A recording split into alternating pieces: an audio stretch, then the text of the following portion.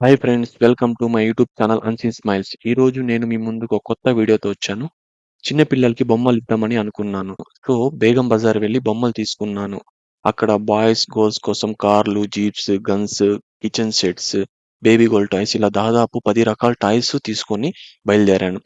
కవర్లు కొనుక్కొని ఒక చోట కూర్చుని విడిగా ప్యాక్ చేశాము.